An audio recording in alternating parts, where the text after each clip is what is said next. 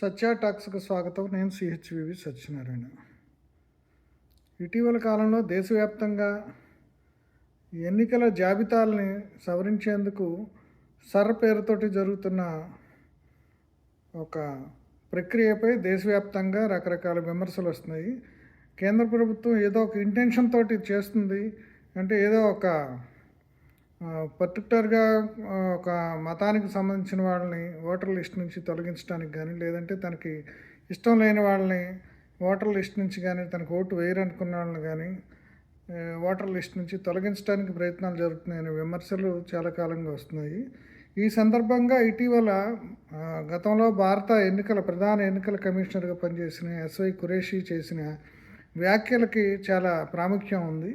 ఆయన ఇటీవల తన జ్ఞాపకాలని India and I 100 memories not 1 memory అనే పేరుతోటి ఆయన పుస్తకాన్ని రాశారు, తన జ్ఞాపకాలు. ఈ సందర్భంగా ఆ బుక్ రిలీజ్ ఫంక్షన్లో ఆయన ఈ గురించి కొంత తీవ్రమైన వ్యాఖ్యలు చేశారు. ఈ అనేది ఒక అనవసరమైన పని అని, అది అసలు ఎందుకు చేస్తారో తనకు అర్థం కావట్లేదని, ఇప్పటి వరకు అంటే ఆయన ఎన్నికల కమిషనర్గా ఆయన గతంలో కూడా ఈ జాబితాలు సవరించడం కానీ, లేదా రకరకాలుగా రివిజన్ చేయటం కానీ, ఓటర్ల జాబితాలు వీటికి సంబంధించి ఆయనకి ఫస్ట్ హ్యాండ్ ఇన్ఫర్మేషన్ ఉంది. ఆ ప్రక్రియ గురించి ఆయనకి అవగాహన ఉంది. ఆయన చెప్పేది ఏంటంటే, ఇప్పటి వరకు ఏదైతే ఒక పద్ధతి అనుసరిస్తున్నామో ఆ పద్ధతి ప్రకారం ఇప్పటి వరకు ఉన్న లిస్ట్ అనేది 99% యాక్యురేటు, 99% క్లీను. ఆ 99% క్లీన్గా ఉన్నదాన్ని అన్క్లీన్ చేయడానికి, దాన్ని అపరిశుభ్రంగా చేయడానికి ఈ ప్రక్రియ ఉపయోగపడుతుంది తప్ప దీనివల్ల ఏ రకమైన ఉపయోగం లేదని చెప్పేసి ఆయన చెప్పారు. ఇప్పుడు ఎవరైనా సరే, ఇప్పుడు ప్రజలకి ఓటు హక్కు అనేది ఒక రాజ్యాంగం కల్పించిన హక్కు. ప్రతి పౌరుడు పేరు ఓటర్ లిస్టులో ఉండే విధంగా ప్రతి పౌరుడు తన రాజ్యాంగం కల్పించిన ఓటు హక్కును వినియోగించుకునే ఎందుకు ఓటర్ల సవరణ ఉపయోగపడాలి తప్ప మనం ఎంతమందిని జాబితా నుంచి తొలగిస్తామా, ఎన్ని గుడ్ మార్క్స్ పొందామా అనేది ఇప్పుడు ఈసారి రివిజన్లో అధికారులు కానీ, పోలింగ్ సిబ్బంది కానీ వాళ్ళు ఒక లక్ష్యంగా పెట్టుకున్నట్టు కనిపిస్తుంది అన్నారు ఆయన.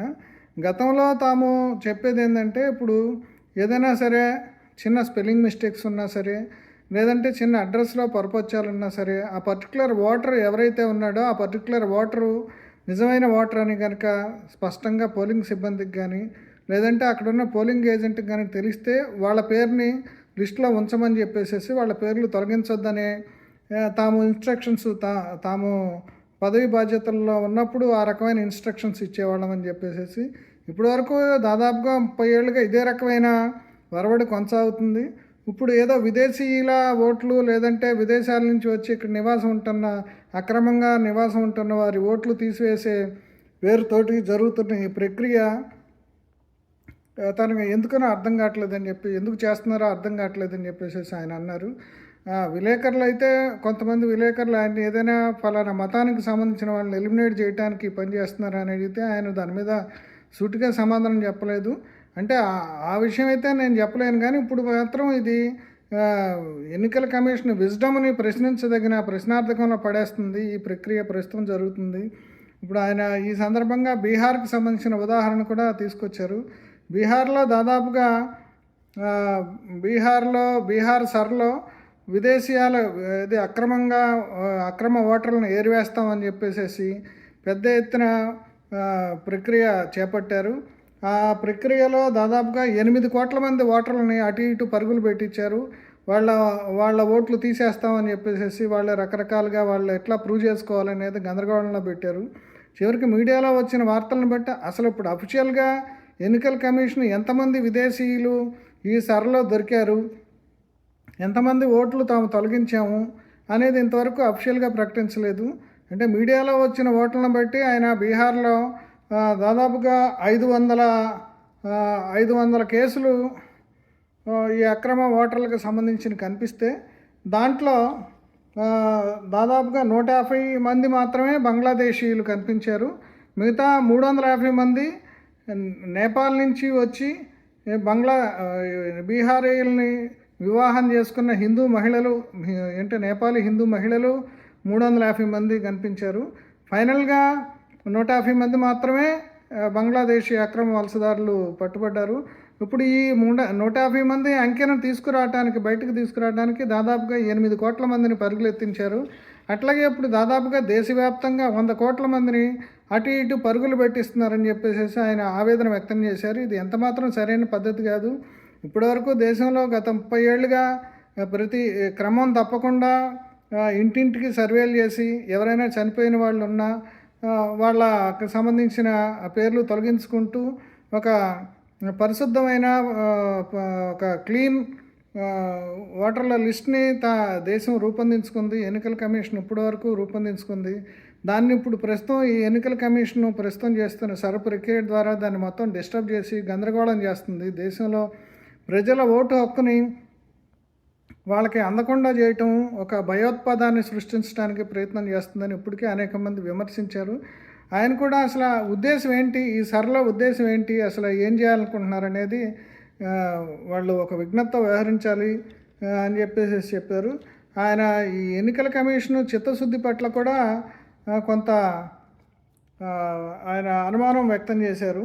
ఇప్పుడు నిజంగా కూడా ఇప్పుడు జరుగుతున్నది ఏంటంటే, ఇటీవల హైదరాబాద్లో ప్రధాన ఎన్నికల అధికారి ఒక ప్రెస్ క్లబ్లో ఒక ప్రెస్ మీట్లో ఆయన కూడా సరైన సమాధానం చెప్పలేకపోయారు. ఏంటంటే ఈ ఈ ఫారాలు ఇవ్వడానికి ఇంటికి వచ్చే అధికారులు సరైన సంఖ్యలో లేరు, ఎవరు వచ్చి వాళ్ళకి ఫారాలు ఇవ్వటం లేదు, ఇచ్చినా సరే ఎప్పుడో 2002లో ఎక్కడ ఓటేశారు, అట్లాగే వాళ్ళ తల్లిదండ్రుల ఓటు ఎక్కడుంది, ఇవన్నీ ఒక రకంగా చెప్పాలంటే ఈ ప్రశ్నలన్నీ సమాధానం దొరకని అనేక యక్ష ప్రశ్నలు వేయటము, ఆ యక్ష ప్రశ్నలన్నింటినీ అక్కడ దానికి సమాధానం ఆ ఫారాల్లో నింపటం అనేది ఇంపాసిబుల్ అనేది ఖచ్చితంగా కనిపిస్తుంది. ఇది ఖచ్చితంగా ఇప్పుడు ఓట్లను ఏరివేయటానికి, అంటే అది ఏ ఉద్దేశంతో చేస్తున్నారనేది ఎవరికి అర్థం కావట్లేదు. చివరికి ఆ ప్రధాన ఎన్నికల అధికారికి కూడా ఈ CEO కూడా అర్థమైనట్లేదు. ఇటీవల విలేకరులు కానీ అక్కడ ఉన్న సీనియర్ జర్నలిస్టులు కానీ అడిగిన ప్రశ్నలకు ఆయన సమాధానం ఇచ్చే పద్ధతి చూస్తే వాళ్ళకు కూడా అసలు అవగాహన ఉన్నట్లేదు. ఏదో పైనుంచి ఇన్స్ట్రక్షన్స్ వచ్చినాయి, వాళ్ళు ఏదో గుడ్డెద్దు చేలబడుతున్నట్టు చేస్తున్నట్టే కనిపిస్తుంది. కానీ ఇది చాలా ప్రమాదకరమైన పద్ధతి అనుసరిస్తున్నారు. అంటే అసలు పాస్పోర్ట్కి గతంలో విదేశాంగ శాఖ కూడా అసలు పాస్పోర్ట్ అనేది పౌరసత్వానికి అది ఒక పౌరసత్వాన్ని ధృవీకరణ చేసే సర్టిఫికెట్ కాదు, అది కేవలం ట్రావెల్ డాక్యుమెంట్ అని చెప్పేసి ఒక సంచలనం సృష్టించింది. అట్లాగే ఆధార్ పనికిరాదని చెప్తున్నారు. ఆధార్ అనేది అసలు దాన్ని ఏదో ఇప్పుడు అమెరికాలో సోషల్ సెక్యూరిటీ నెంబర్ లాంటి అంత యాక్యురేట్గా దేశంలో ఉన్న ప్రతి మనిషికి ఒక నెంబర్ ఇచ్చామని చెప్పారు. ఇప్పుడు బ్యాంక్ ట్రాన్సాక్షన్స్కి కానీ మిగతా ఏదైనా ఈ ప్రభుత్వానికి సంబంధించిన లావాదేవీలు కానీ సబ్సిడీలు వీటన్నిటికి సంబంధించి కానీ ఏదైనా సరే దాన్ని ఎప్పటివరకు ప్రామాణికంగా వాడుతున్నారు. అవేమీ పనికిరాదని చెప్తున్నారు. ఎప్పుడో అంటే బర్త్ సర్టిఫికేట్ తీసుకురామని, లేదంటే వాళ్ళ ఇప్పుడు తల్లిదండ్రులకు సంబంధించి ఎప్పుడో వాళ్ళు ఓటర్ కార్డు తీసుకురమ్మని, ఓటర్ లిస్టులో వాళ్ళ పేరు చూపించమని, ఇట్లా అంటే ఈ ప్రశ్నలు అంటే చాలా కఠినమైన పద్ధతి. అంటే కేవలం ఎట్టి పరిస్థితుల్లో ప్రజల వీలైనంత ఎక్కువ మంది ఓటర్ల పేర్లను తొలగించటము, ప్రక్రియను సంక్లిష్టం చేయటం అనేది చేస్తున్నారు. ఈ విషయాన్నే ఆయన ఎంతో అనుభవజ్ఞుడైన ఎన్నికల కమిషనరు, ఆయన చాలా హానెస్ట్గా పనిచేశారు. ఆ రోజుల్లో ఏ రకమైన ప్రక్రియను అనుసరించి తాము ఒక దాదాపుగా 99% ఇప్పుడు వరకు ఆయన ఖచ్చితంగా చెప్తుంది ఏంటంటే 99% యాక్యురేట్గా ఉన్న లిస్ట్ని ఇప్పుడు అనవసరంగా డిస్టర్బ్ చేసి సర్పేరుతోటి మొత్తం గందరగోళం చేస్తున్నారని చెప్తున్నారు. అయినా సరే ఇప్పుడు ప్రభుత్వ ఉద్దేశం ఏంటనేది ఎవరికి అర్థం కావట్లేదు. ఇప్పటికైనా ఇప్పుడు ప్రధాన ఎన్నికల కమిషనర్గా పనిచేసిన ఖురేషీతో పాటు అనేక మంది ఈ ప్రక్రియ పట్ల, దీని అనవసరమైన వృధా ప్రయాస పట్ల వ్యతిరేకత వ్యక్తం చేస్తున్నారు. అయినా సరే ప్రభుత్వం వింటలేదు. దీని కారణం ఏంటనేది తెలియదు. అయితే ఇది మాత్రం ఖచ్చితంగా ప్రజాస్వామ్య హక్కుని, అంటే గతంలో దేశానికి స్వతంత్రం వచ్చినప్పుడు కూడా ఈ దేశంలో ఉన్న నిరక్షరాస్యులందరికీ ఓటు ఇవ్వాలా, అసలు ఓటు విలువ తెలియదు, వాళ్ళకి రాజ్యాంగం అంటే ఏం తెలియదు అనేది ఒక ప్రశ్న ఉత్పన్నమైనప్పుడు కూడా వయోజనులందరికీ ఓటు హక్కు కల్పించాలని అంబేద్కర్ ఆ రోజున ప్రతిపాదించారు. దాన్ని అందరూ ఆమోదించారు. లేదంటే కేవలం పన్నులు కట్టే వాళ్ళకి, ఓన్లీ ట్యాక్స్ పేయర్స్కి, సంపన్నులకి వాళ్ళకి మాత్రమే ఓటు హక్కు కల్పించాలి, లేకపోతే విద్యార్థులకి ఒక విద్యార్హత పెట్టాలని చెప్పేసి ఇవన్నీ చెప్పారు.